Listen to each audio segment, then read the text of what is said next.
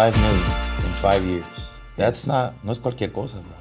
I think that there's a lot of people out here watching that would be curious to know, what would you recommend if someone's sitting at the back of the seat, the back of the conference, that's starting from zero?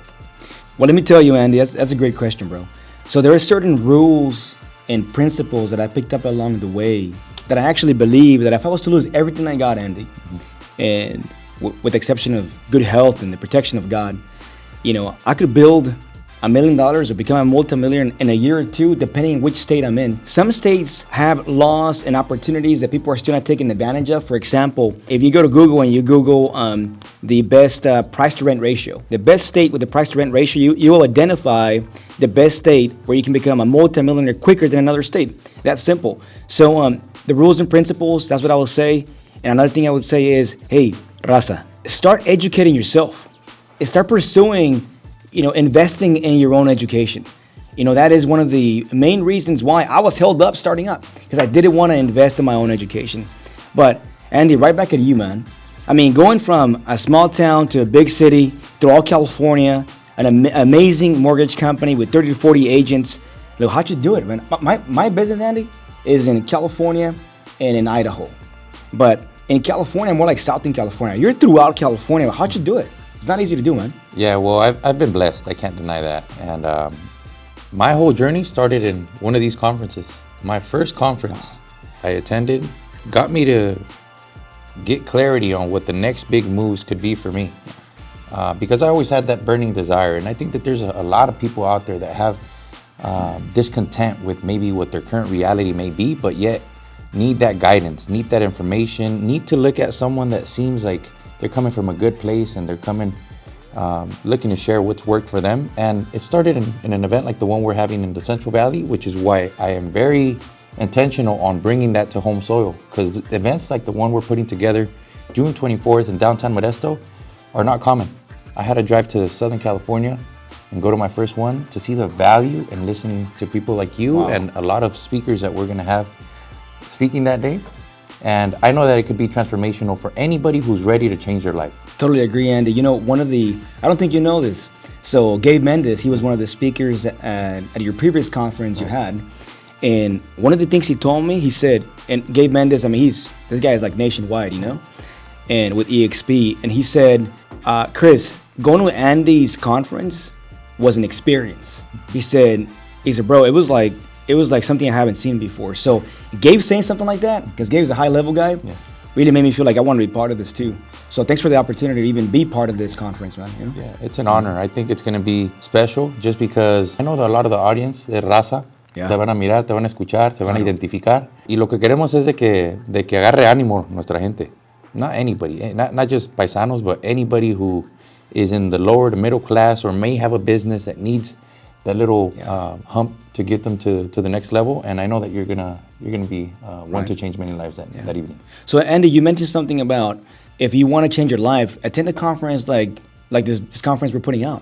But what other things did you do that gave you the success that you have? Like what, we talked a little bit. Why don't we touch a little bit on you own exotic cars before? Yeah. How do you feel about that, and how we talked about their tools and this and that? Why don't you talk about your approach to business overall then and now? Yeah, well, I'll tell you what. The secret has been to continuously seek mentors, to seek the advice that I know I currently don't have access to. So my current reality is a reflection of my best thinking today. And if I'm not happy with it, then I know I need to change some type of programming. My software needs an upgrade. Yeah. And I'm constantly looking and going to these places, seeking for a Chris on stage. And then I bump into you, I chased you down, and I do that everywhere I go. I'm intentional on who has info that could potentially help me change my life, continue to progress, and then I just look for ways to pay that forward. So Andy, it's funny you mentioned that because I did the same thing with you. So yeah, you went to a conference where I was speaking, but when I got off stage and I was having a little break at that deli, and you approached me, one of the things that I immediately saw in you is your humility.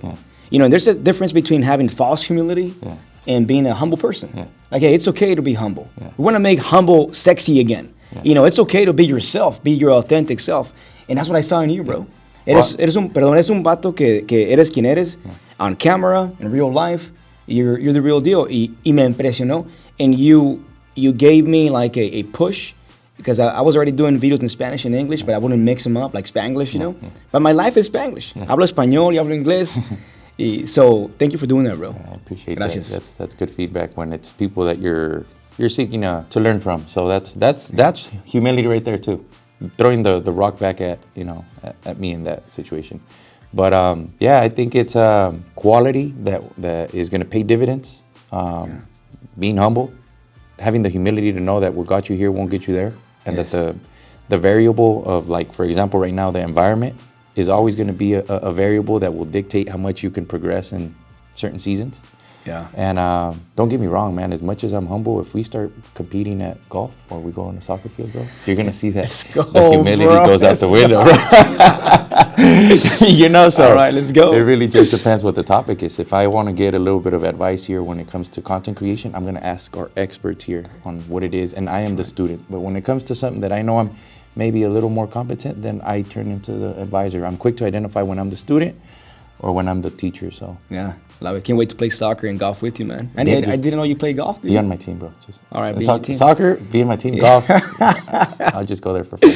Good. Well, Andy, one of the things that I hope you touch in this conference, bro, is the ability to build wealth with luxuries, or the fact about, we talked about it briefly the other day, and please touch on it in the conference or even now if you want, but every single thing that you have is a tool.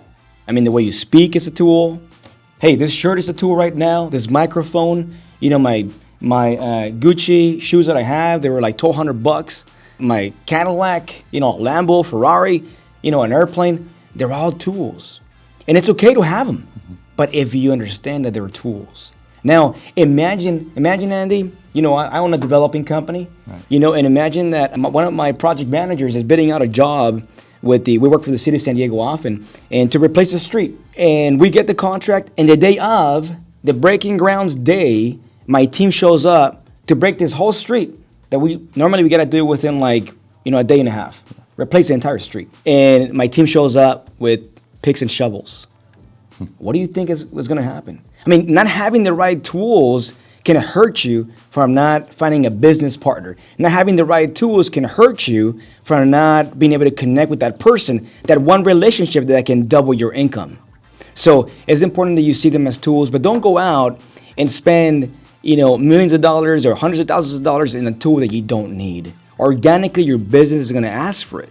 So if you see my boy Andy driving his Lambo or Ferrari, whatever he drives, or me, don't go out and do it if you don't have the means to do so. I'm not going to buy a toy that is expensive. I'm trying to buy a new Porsche right now. Actually, I already got it designed. I'm not going to go and buy this $230,000 car if I have to work for it. I got investments that I use to pay for that. And we're going to be talking about that in the conference. But just talking with you the other day about it, it really brought some perspective about how even a Lambo is a tool, man. So it was a good combo. Well, that Lamborghini, I'll tell you what, because what I feel a sense of responsibility is to share what I believe could help the masses. Yes. So then I used to listen to Grant Cardone a lot, and he would encourage us to commit first, figure it out later.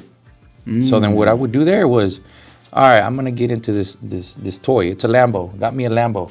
And what happens is, now I find myself in a your back's against the wall type of situation. And for some, putting your back against the wall is a good thing. It will drive you if your competency level is at a level where you do indeed bring value to the marketplace and you can generate more.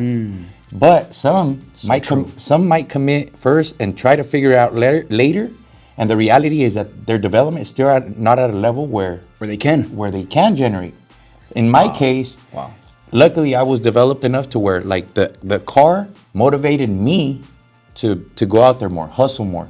But that might not be true for the masses. So I did not want to encourage everybody out there to go after their dream toy and buy it prematurely if I felt that, maybe people could put themselves in tough situations. And my situation was that of not being married, not having kids. But then what happens when I'm putting that out there? Go get the dream car, man. It's only $2,200. It's just one more real estate transaction that you need to do, and you could pay that and keep some after that commission. If I can interject, Andy, I love what you said, man. And I actually, in my book, Just Maximize, I speak a little bit about that. And one of the things that I say is, do not underestimate what you will do in a situation. The only option is where you have to win. Do not underestimate what you will do. But also, do not put yourself against a wall where you're forced to do something for a toy, for a luxury, for something you don't even need. You know, I'll put myself against any freaking wall if I have to go and provide for my family, if I got to go help one of my bros. You know, it don't matter. I know I'm going to win because I'm competent. I feel it. I'm competent enough where I can do stuff like that. But I wouldn't do it if I didn't have the wisdom, the knowledge, the experience that I have. You know, so that's so good, Andy. Yeah. Love that, bro. Yeah, so it's good stuff. I know a lot of people are watching. We are all seeking for mentorship. We're all seeking help. Yeah. You know, and it's more than anything, advice that you really do believe can help people that are on the come up. So like for me, I want to get the Lambo back, and especially after our conversation, and the rolls and all the toys that I've been putting off. But I will get them after I get the investments to cash flow and pay for them. So and that's what I want our people to learn. I love that, Andy. And I have a couple of friends that are going through changing cars right now. Yeah. And I think my truck is getting a little older. You know, I got a Velociraptor, and I think it's probably it is a beast, man. I love that truck, but it's like it has like 40,000 miles in it, and I think I need kind of like an upgrade. So I was thinking of getting the Porsche that I designed, and then I was like, wait, I can't be on a stage and saying something and break one of my own rules. So I was like, I need to go find an investment. So I got a complex that I already own, and I got my architect. I'm building 4 ADUs on it, right. And I'm almost done getting the permits for it. And I'm tempted because the income of those 4 units is going to pay for that Porsche, but I'm tempted to go buy it right now. Did I have enough income, or it's a nominal expense? Right. I can do it. Yeah. But see, it's not about if you can afford it or not. It's about see wealth is not what you have in the bank or your possessions. Wealth is your mindset. So you can go broke by settling, by compromising, and I could go broke by doing something small like that.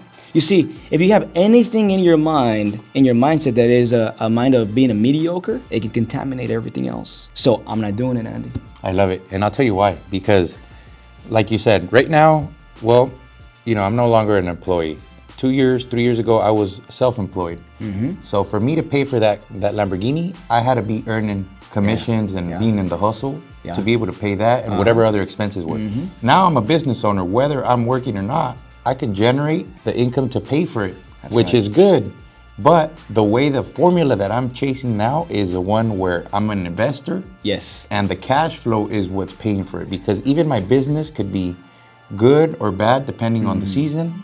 We're all going through the season that we're in, and real estate is not booming like it was 2-3 years ago, which is why I don't even want that car payment to be on my business income. I want it to be on my investment income. Yes. So then that's why we need to learn that, and I just had to make more money, how to multiply it, but how to keep it. So yeah, I love what you said, because you were sensitive, and guys, I want to highlight that so you guys catch it. I mean, you have so much wisdom where you understand that you have to be sensitive as a business owner to the season our economy is in. So, you can definitely go get your Lambo tomorrow. It's no problem. But again, you're being sensitive because you want to make sure that your mindset is right, and you go and the Lambo is purchased by the income, the passive income that your investments provide. You know, you're reminding me of Robert Kiyosaki when you're talking right now. And I love Robert Kiyosaki. But he says something about the rat chase that I kind of disagree. And he talks about how like your home is not an asset. He says that's actually a liability, because he has an accounting background. I have an accounting background too, but I don't like to admit it, but I do. So anyways, we hire the best accountants in our companies to do their job, right? And they're doing fantastic.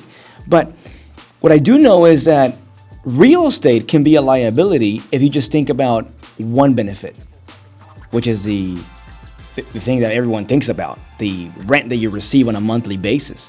But what about the depreciation benefits? What about the mortgage payoff by rents? What about the appreciation that is parallel and actually for the last 50 years that's beating inflation? What about the leverage that you get that's uncomparable to any other commodity and asset? So those are the things we're going to be talking in this conference, that is going to be mind shifting. We're going to unlock some people. We're gonna lift up some ceilings. We're gonna break some poverty mindsets. It's gonna be pretty cool. And I love talking to you, Andy, and we really enjoy talking because we sharpen each other up. So by you being in this conference, you're gonna get an opportunity to talk to myself, to Andy, and the people who we're not releasing names just yet, but it's a surprise. And yeah, I'm so excited for this, Andy. June 24th, you guys can't miss it. Downtown Modesto. There's more link on my bio. See you guys there. Let's do it.